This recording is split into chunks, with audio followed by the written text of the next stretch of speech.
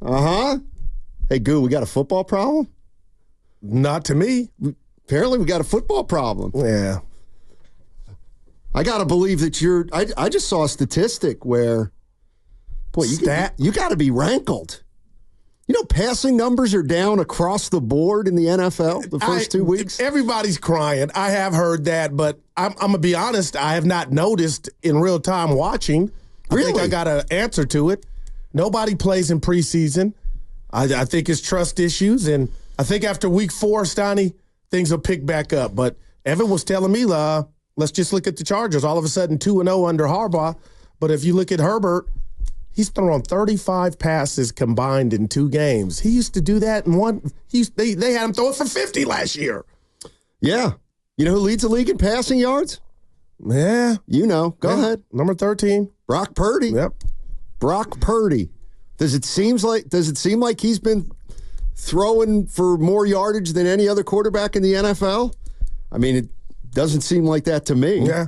But 1 touchdown on the season. Not that means anything, but he don't have a 97-yarder like Sam Darnold. You know what I mean? Yeah. Those are the ones you remember. And that's the one, that play, the reason to me that play sticks out, the Justin Jefferson 97-yard pass, is because there's another thing going on with the NFL. Not only are passing yards down, but what they call air yards are the lowest since that stat has been tracked in 2006. So quarterbacks are not only throwing it less, they're throwing it shorter. They're throwing it fewer yards than they've ever thrown it before, which means there's less deep passes.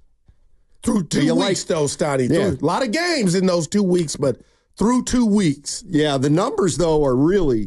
Because the guys on the outside are getting paid like the Justin Jeffersons to do what he did, the Jamar Chases. And, you know, stuff is funky right now because there's a lot of rust, I believe. But, you know, I guess that's, like I said, talking to myself, Steiny, a short sample size is not affecting the pay from the wide receivers, Brandon Ayuk included, who got his big deal. Yeah, I'm just, if you're an NFL fan, do you like the first 2 weeks with less passing, with shorter throws?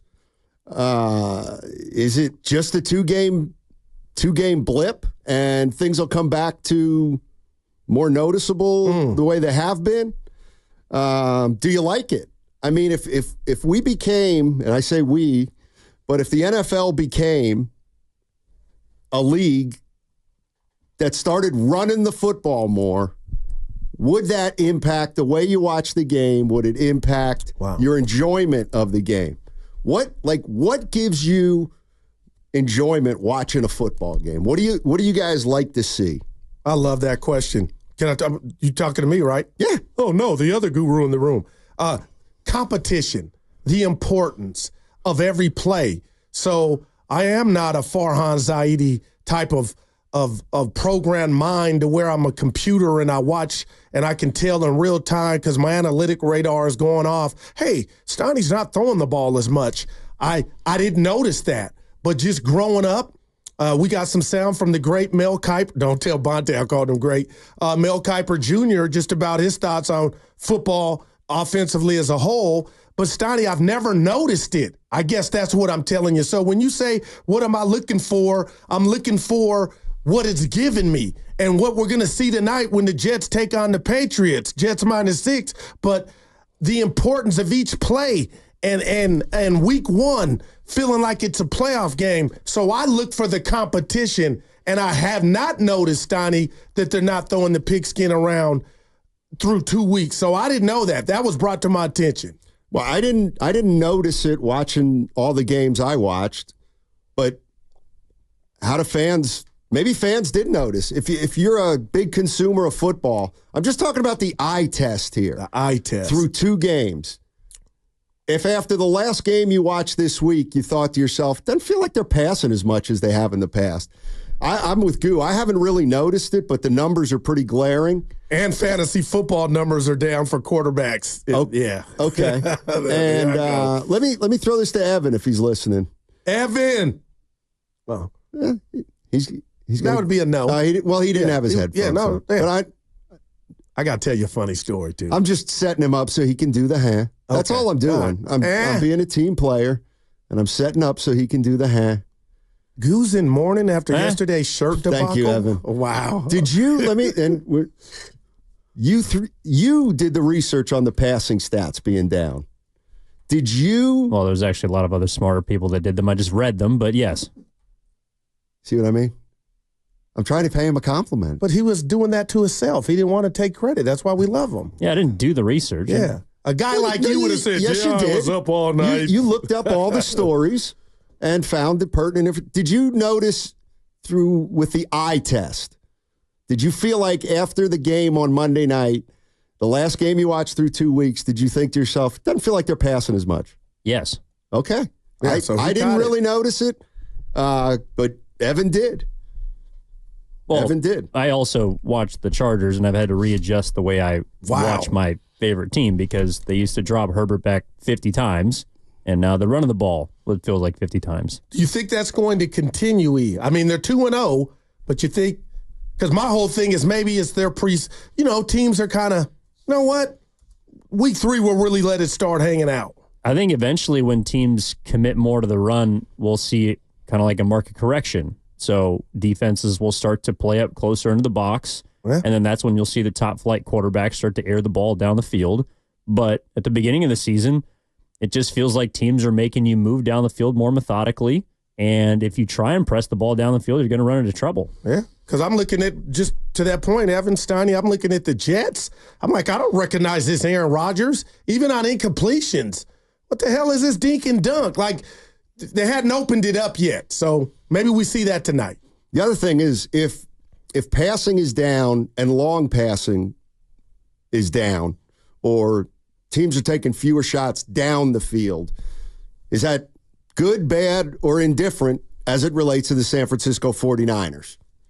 Does it register as a 49er fan that this could be beneficial or detrimental if the league is trending in that direction?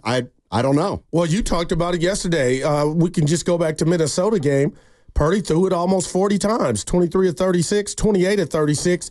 But the bottom line, Steiny, is you said, you know what, Goo? To you, tell me if I'm wrong here, you don't feel like the Niners are a go-up top team. No. Do you?